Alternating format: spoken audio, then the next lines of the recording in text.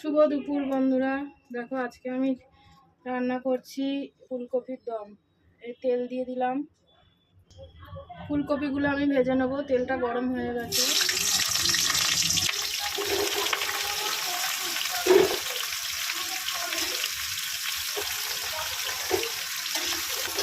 ভাজা হয়ে গেছে দেখো বন্ধুরা আমার এই ফুলকপিগুলো।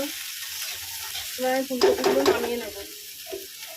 আর একটা কথা বলতে ভুলে গেছি, এটা আমি ফুলকপিটা আগে আমি একটুখানি গরম জলে ভাপ দিয়ে নিয়েছি, তারপরে ভাজা করলাম।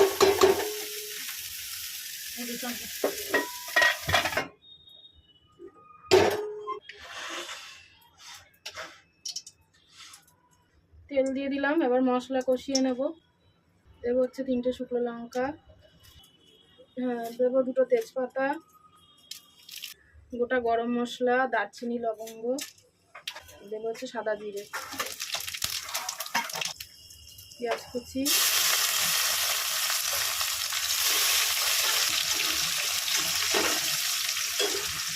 পেঁয়াজটা ভাজা হয়ে গেছে। দেবো লবণ, চিনি, জিরের গুঁড়ো, লঙ্কার গুঁড়ো, হলুদ দেবো না, জল দিয়ে দেবো, পুড়ে যাবে। এবার দেবো হচ্ছে এই লঙ্কা, আদা, রসুন, পেঁয়াজ বাটা,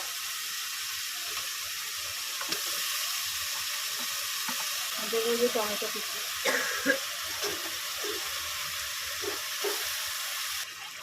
অল্প একটু কড়াইশুঁটি ছিল, কড়াইশুঁটিটা ওই কষানোর মধ্যে দিয়ে দিলাম। কড়াইশুঁটিটা অল্প হয়ে গেছে, আর ভালো। মশলাটা থেকে তেল ছেড়ে দিয়েছে, তার মানে মশলাটা কষানো হয়ে গেছে। এবার আমি এর মধ্যে দই দেব। আঁচটা কমিয়ে দিই, নাহলে দইটা ফেটে যাবে।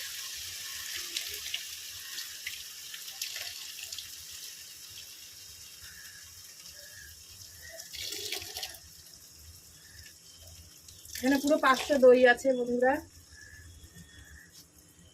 কারণ আমার ফুলকপি 2খানা, বড় বড় 2টো ফুলকপির দম করছি, তার জন্য দইটা একটু বেশিই লাগবে।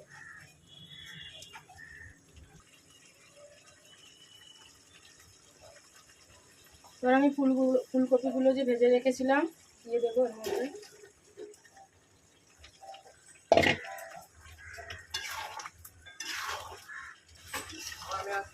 হ্যাঁ বাবা,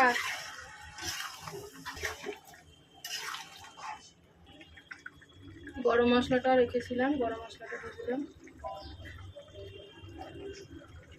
আমি গুঁড়ো গরম মশলা পছন্দ করি না। ধনে পাতা দিয়ে চাপা দিয়ে দেবো।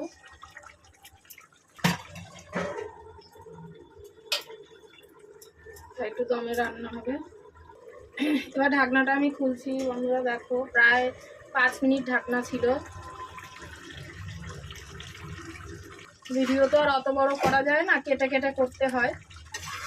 অনেকে এই রান্নাটাকে ফুলকপির রোস্টও বলে, আমি দমই বলি। এটা খুব সুন্দর একটা গন্ধ বেরিয়েছে, এত কিছু মশলা করেছে না।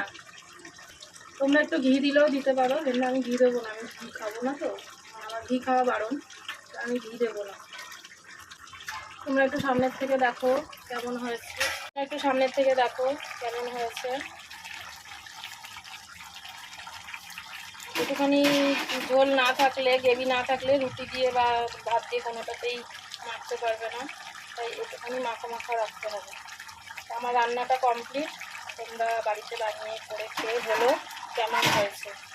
রাখছি বন্ধুরা, টাটা, সবাই ভালো থেকো, সুস্থ থেকো।